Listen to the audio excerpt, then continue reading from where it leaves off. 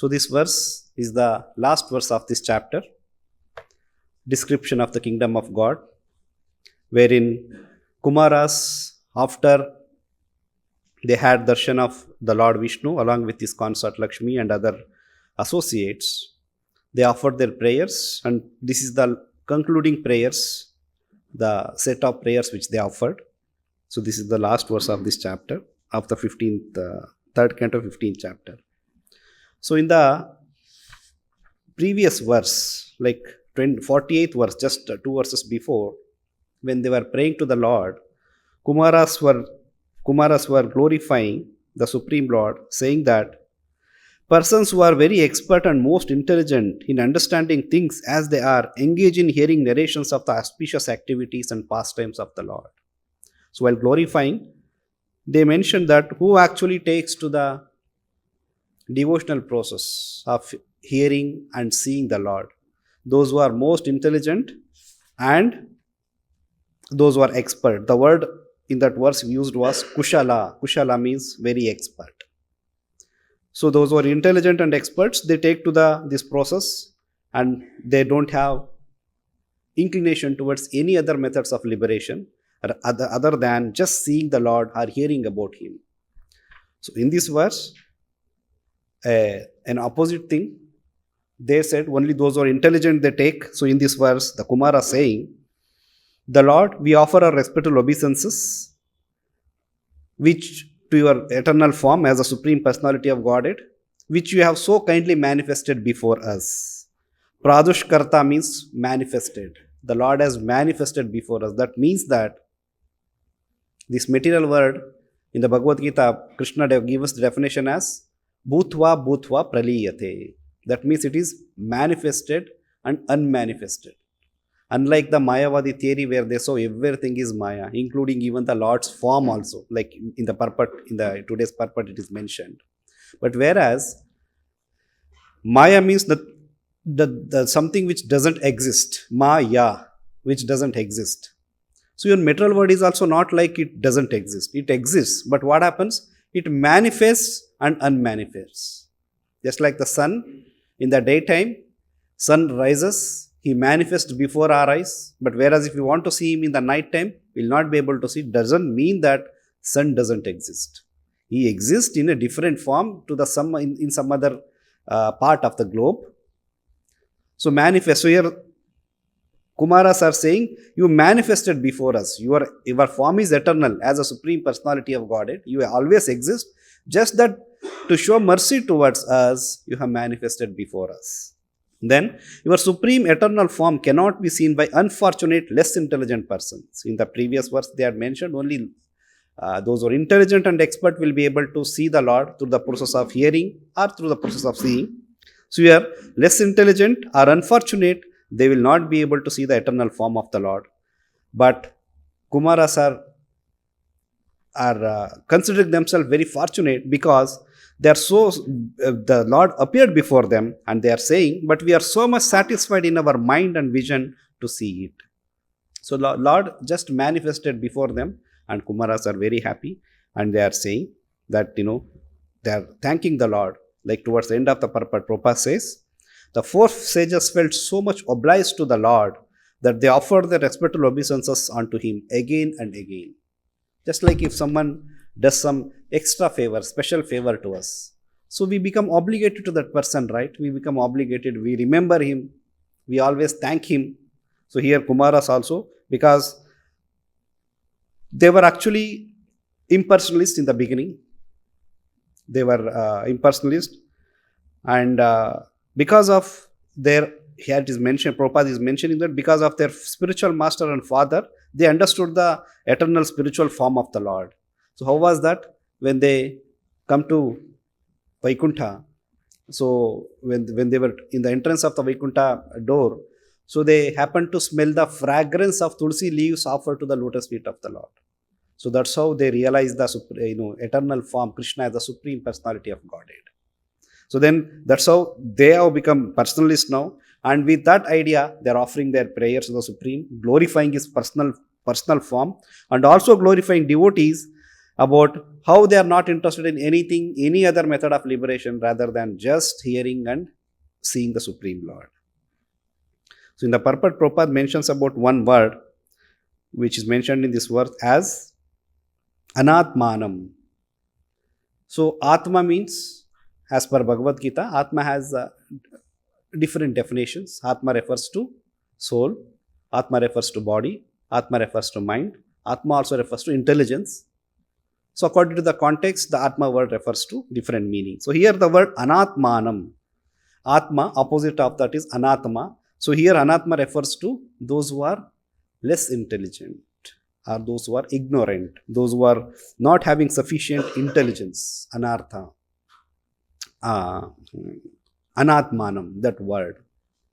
So in fact, it's an important word. That's why Prabhupada stresses about this word in the Purport, saying that anatmanam signifies those who have no control over the mind and senses and who therefore speculate and want to become one with the Lord. They don't have control over their mind and senses.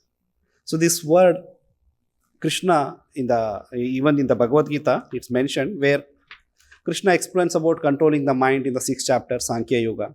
You have to sit in a place where it is neither too high nor too low, and you should close your eyes, concentrate on the tip of the nose, so then and control your mind and meditate on my form.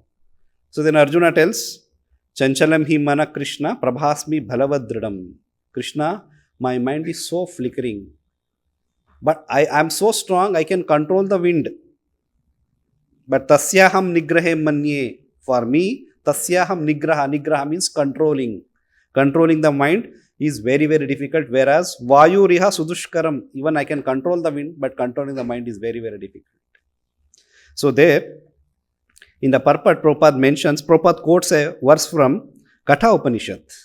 So that talks about this word anatmanam.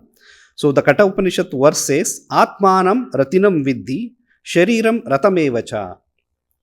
Buddhim tu shariram viddhi, mana pragram evacha. Here, Katha Upanishad is referring, that famous analogy of comparing the body, intelligence, mind, soul, senses to the chariot. So that is the description of this verse from Katha Upanishad.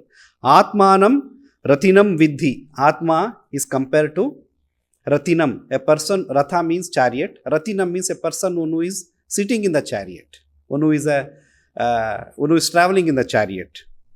Shariram ratamevacha. So this body is ratha. This body is compared to the chariot. Then buddhim saratim viddhi.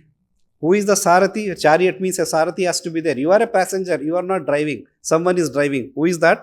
Buddhim, intelligence. Mana pragramahevacha. Mana is the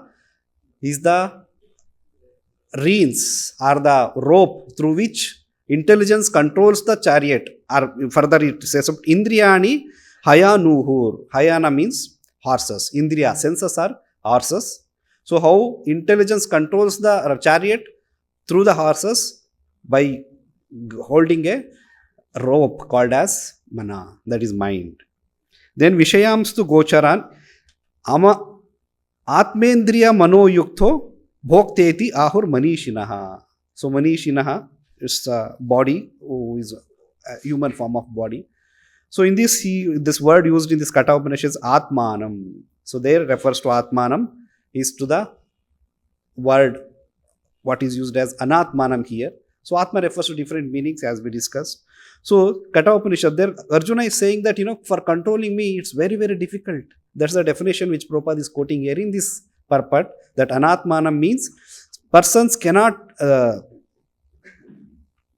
they cannot control over the mind and senses. Those who have no control over the mind and senses, because it is such a difficult thing. Arjuna, a great devotee of the Lord, he is saying he has capability even to stop the wind, but he cannot stop the mind. He cannot control the mind. So in his one of the famous teachings from Sripad Shankaracharya, even though Shankaracharya propagated Mayavada philosophy, but in his teachings there are certain important aspects, like to the essence of Shankaracharya's philosophy is Bhaja Govindam. Similarly, there is another verse from his one of the famous teachings where he quotes about this same principle. There Shankaracharya is telling, Thirobhute swatmananya Malatha retojovati puman anatmanam mohana damati shariram kalayati. So the verse goes on. So the translation of that verse is, when a person's own self or purest splendor is hidden from direct experience, when one is not able to see anything which is indirect. So when one's person's self or purest splendor is hidden from direct experience, that person, due to ignorance, comes to falsely identify with a body which is the non-self. Then the merciless precaution of rajas, that is a mode of passion, binds the person down with the fetters of lust, anger, greed, etc. So here Shankaracharya is talking about direct perception. Direct perception means seeing the Lord Supreme face to face, or practical realization of the Supreme Personality of Godhead. So if one is not having that kind of a direct perception, what happens? That is anatmanam, because of the ignorance. Here anatmanam refers to ignorance or something which devoid of true knowledge. So then what happens? Because of the merciless persecution of the mode of passion, that person is bound with lust, anger, greed. So even though he is an impersonalist, but Shankaracharya is advocating about direct perception of the Lord, which is very, very important. That's what in the Purport Prabhupada mentions. Unless one have direct perception of the Lord, the transcendentalists who aspire to the impersonal Brahman or localized Paramatma are not fully satisfied. Even though they are Brahman realized or Paramatma realized, but they are not still satisfied. Suppose, and still hanker for more. Okay, in some cases, even if they are satisfied in their minds, they may consider, okay, we are satisfied, but still, transcendentally, their eyes are not satisfied. Mind may be satisfied with impersonal Brahman realization or Paramatma realization, but mind never becomes satisfied. Eyes never become satisfied. Why? The eyes are always wanting to see the Supreme Lord. That's the direct perception which Shankaracharya is talking about. But as soon as such persons come to realize the Supreme Personality of Godhead, they are satisfied in all respects. In other words, they become devotees and want to see the form of the Lord continually. So here Kumaras are also, they are again and again offering prayers, glorifying the Supreme Lord and thanking Him for giving them darshan, just because now their mind was satisfied with the impersonal realization. Now they became satisfied even with their eyes by seeing the Supreme Lord face to face. This is the first time the Kumaras are seeing the Supreme Lord face to face in the Vaikuntha, and they are expressing their gratitude to the Supreme Lord. Then further Prabhupada quotes Brahma Samhita, where Premanjana Churita Bhakti Vilochanena Santas Sadaiva Hridayeshu Vilokayanti. One who is anointed with the ointment of love, Premanjana, he will be able to see the Supreme Lord all the time. Yogi, he always sees the Supreme Lord because he is anointed with the love of Godhead. So then further Prabhupada mentions in this purport, for the impersonalists and the so-called yogis, the Lord is always hidden by the curtain of Yoga Maya. So Bhagavad Gita, where Kṛṣṇa says, Naham prakasha sarvasya Yoga Maya samavrutaha Mudoham na abhijanati mamebhya paramavyayam. This is the 7th chapter verse which. So Naham prakasha sarvasya na aham. I am not revealed to a person. Prakasha sarvasya, my form. Yoga Maya samavrutaha. Why Lord is not visible or not, Lord doesn't become manifested in front of non-devotees? Yoga Maya samavrutaha. Samavruta means covered. Covered by a curtain of what? Yoga Maya. It is not Mahamaya. In the case of the Lord, it is Yoga Maya who plans the entire activities or pastimes of the Lord. So she covers the Lord from the vision of the non-devotees. That's why even everyone wants to see the Lord. Any ordinary man, anyone you meet, Swami ji आपने कभी भगवान को देखा है?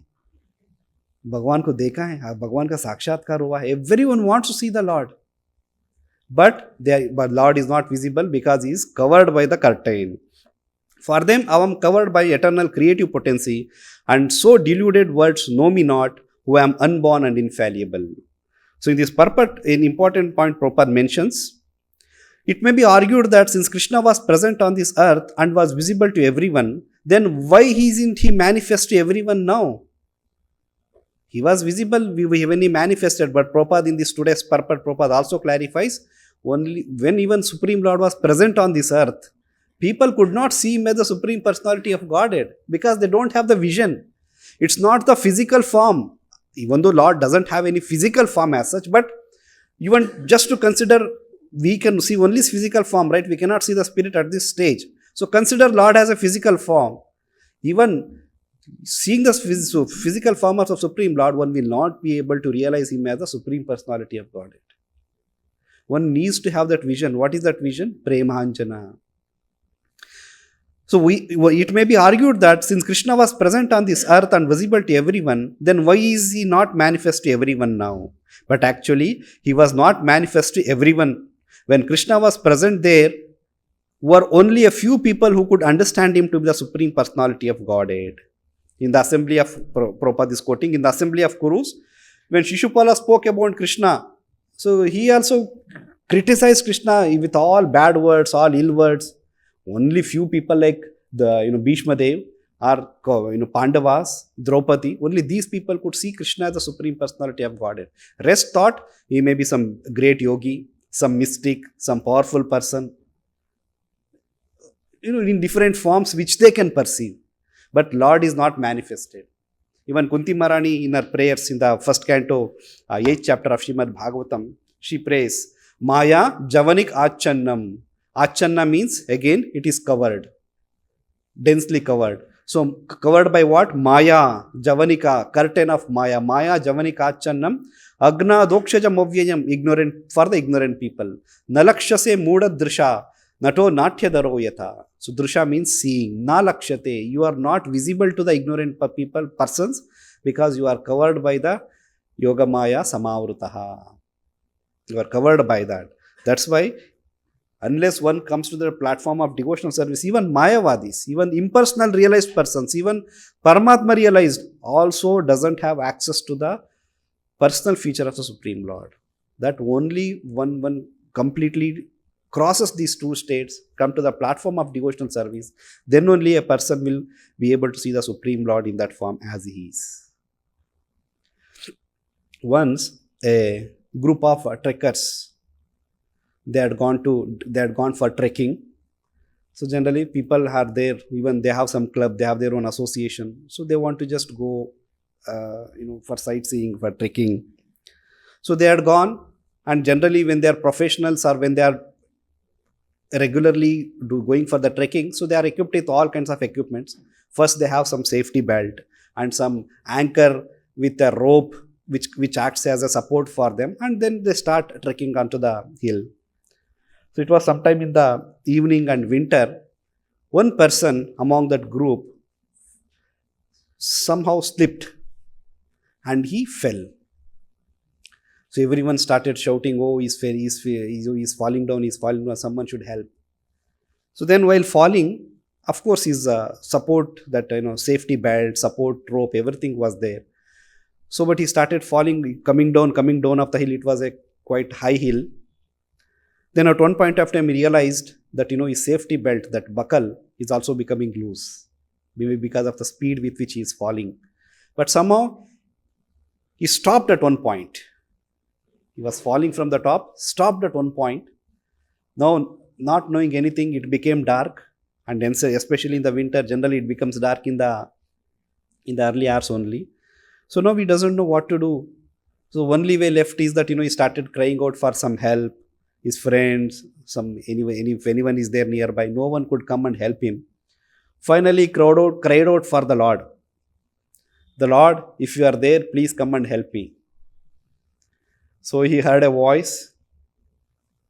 So it's from a person who identified himself as the Lord. So the Lord started talking to him. What happened? Why are you calling me? He said, see, I'm in this condition now. Very, very, pathetic condition. So please save me. So the Lord said, okay, why you want me to save? No, because everyone says that, in danger, the Lord generally helps. We know the story of Deen Bandhu Dada, where Prabhupada narrates that story. So when whoever is in distress, the Lord comes and helps them. That's why you are called as Deena Bandhu. Please help me.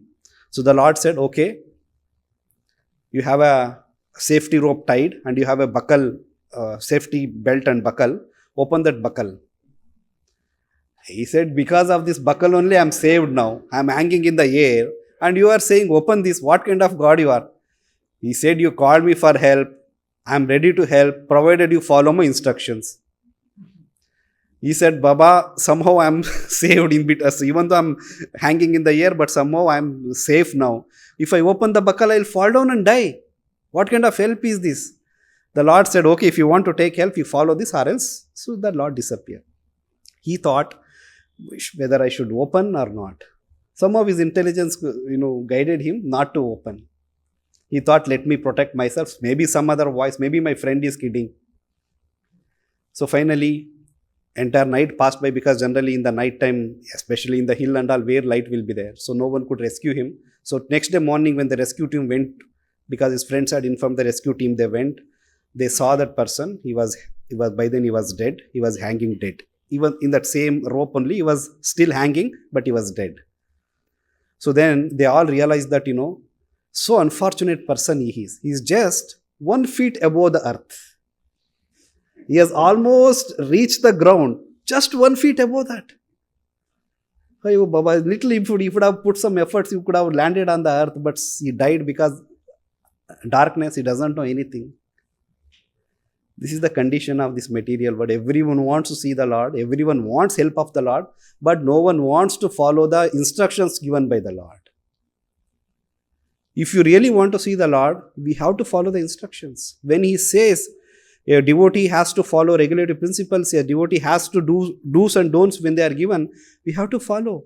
If you say we want to see the Lord, but no much instructions, no all regulations, then it is not going to happen.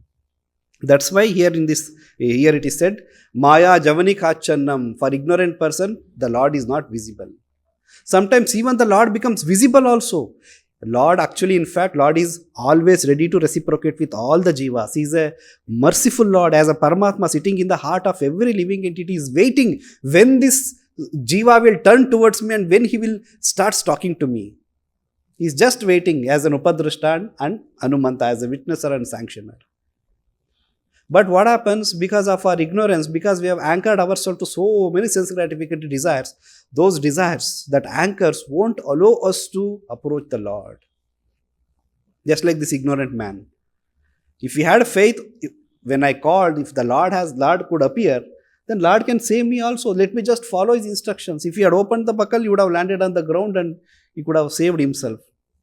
But no faith. So faith comes with a practice. Prabhupada says faith is contagious. So how we can develop the faith? Being in the midst of people, those who are having that faith. Like faith, even faithlessness is also contagious. If you are among those people, those who are faithless, those who are atheistic, those person filled with sense gratificatory desires, even though you don't want to be engaged in sense gratification, just because you are in that association, you will be dragged to that sense gratification. Similarly, just being in the association of devotees, those who have implicit faith on the Lord, a person, a neophyte devotee will be dragged towards that ultimate stage. That is the beauty of devotional service. Just stick on to that path. Just stick on to the path. One may have, suppose if you all reflect our lives before coming to Kṛṣṇa consciousness, were we all very, done all sukrutis, underwent all tapasya, underwent all austerities, we had engaged ourselves in studying all the Vedas, nothing doing. Simply we came, because the devotional service, the path starts from the stage called as Shraddha. The 9 different stages of development of devotional service, Rupa Goswami says, first step is Ado Shraddha. First step is faith. So then Ado Shraddha, then Sadhu Sangha, Bhajana Kriya, Anartha Nivrutti, then comes Nishtha. Nishtha means it's a firm faith. What is the difference between the first stage, Shraddha and Nishtha? In the Shraddha stage, we had some faith. It may be some blind faith also, doesn't matter. Someone came and told me, please come and attend this session, please chant this mantra, please read this book. We didn't had any strong faith as such, but just we started. But that faith can be broken anytime, can be shaken anytime. So that faith, to make that faith very strong, one has to practice that process called as sadhu sangha, then bhajana kriya, then anartha nivrutti, then one comes to the stage called as unflinching faith, nishtha. So that's very, very important. So Brahma, when Kardama Muni and Devahuti, after their marriage, so Kardama Muni blesses her with a son. So after she became pregnant, all the demigods in different forms started coming and offering obeisances or flower showering, congratulating Kardama Muni and Devahuti, because the Supreme Lord is appearing in the womb of Mother Devahuti. So similarly, Brahma personally comes and he is speaking to Kardama Muni and Devahuti. A very important instructions which Brahmaji is giving to Kardama Muni. So after worshipping the Supreme Lord with gladdened senses and a pure heart for his intended activities as an incarnation, Brahma spoke as follows to Kardama and Devahuti. After worshipping Supreme Lord means the Kapila Muni, who is in the womb of Mother Devahuti, he offered prayers to that, because everyone knew that the Supreme Lord is going to take birth. So Brahma spoke to Kardama and Devahuti. So Brahmo vacha, Tvaya me pachitas tata. Tata means when affectionately someone calls like my dear son. So tata means my dear son. So Tvayi me apichas tata kalpita nirvelakitha. Yen me Sanjangre Vakyam Bhavan Manada Manayan. Manada Manayan. Mana means respect. Manada means you respected my words. So in the translation, Lord Brahma said, my dear son Kardama, since you have completely accepted my instructions without duplicity, showing them proper respect, you have worshipped me properly. Whatever instructions you took from me, you have carried out, and thereby you have honored me. Manada manina. That means whatever instructions I gave you, you exactly followed. By doing that, you have properly honored me, and you also, this is the result where Supreme Lord is appearing in your family. We will glorify, because we always glorify Kardama, the Kapila Muni as Devahuti Putra Kapila or Kardama Muni Putra Kapila. So next instruction, which is very important, Etavati eva susrusha karya pitari putrakai bhadam iti anumanyeta gauravena gurur vachaha. Sons ought to render service to their father exactly to this extent. Like in the previous verse he mentioned, you just followed my instructions as it is without any duplicity. By doing that, you properly honored me. You have given me a proper respect. So continuation, sons ought to render service to their father exactly to this extent, means following without any duplicity. Practice or follow the instructions as it is. One should obey the command of his father or spiritual master with the due deference, saying, yes sir. We have all important instructions. In the previous class also we were discussing how important it is to follow the spiritual instructions without any duplicity. Just accept, just follow them. By doing that, we get spiritual potency. Even materially speaking, if you obey someone, we get favored. What to speak of spiritual life? And spiritual life, this is the most important instructions. Otherwise, there is no other way than to attain spiritual success. Especially, one has to have an implicit faith in the words of the spiritual master. Then, if you have that faith, then all the imports of the Vedic knowledge is revealed. Yasya deve parabhaktir yatha deve tatha guru tasya katita hetu prakashante mahatmana. All the imports of the Vedic knowledge is automatically revealed within one's heart, just by following the instructions of the spiritual master and the Supreme Lord as it is with implicit faith. Then everything is revealed. Supreme Lord becomes easily revealed. Swayam eva spuradyataha. For that, what we have to do? We have to engage in the devotional service. Then Kṛṣṇa will automatically reveal to us through the medium of spiritual master. So that's how here Kumaras, they followed the path with the blessing of their father and spiritual master Brahma. They underwent a proper process of a spiritual realization. So now they are able to see the Supreme Lord face to face, and they are offering their prayers, thanking the Supreme Lord for appearing before them. And they are remembering even their spiritual master Brahma for the guidance which he gave, so that that guidance made them qualified to see the Supreme Lord face to face. So this is the end of this chapter where Kumaras end their prayers. So this is the description, this is the narration which Brahmaji is narrating to all the demigods. So demigods, when the Hiranyakashipu and Hiranyaksha was born, so there was a dense darkness. There was so many disturbing elements which started appearing in the environment.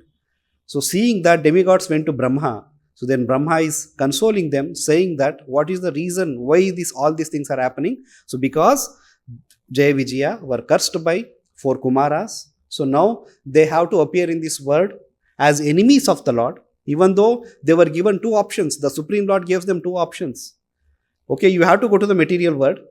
There are 2 options. One is you be my devotees and stay in the material for 7 births. You can be as devotees, you can take birth for 7 lives, or as an enemies, you can take birth 3 times. So 7 times as devotees and 3 times as enemies. So the Jaya Vijaya they came to their senses, they understood what the mistake they did. They immediately prayed to the Lord, my Lord, we don't care even to take birth as your enemy, but we don't want to be in the material world for 7 births. That is very, very dangerous. We just want to finish that punishment as early as possible. So we are ready to take a birth as your enemies. Even in the demoniac family, doesn't matter, but we want to come back to the Vaikunta, your association, your service as early as possible. So we don't mind taking birth, just 3 births. So Brahma is explaining this pastime of Jaya Vijaya being cursed by Kardama for 4 sages. So further in the coming chapters also, how they were cursed and how different activities unfolded is being explained. I'll stop here. Grantara Srimad Bhagavatam ki, Jagat Guru Srila Prabhupada ki, Nitai Gaur Premanande, Hari Bol.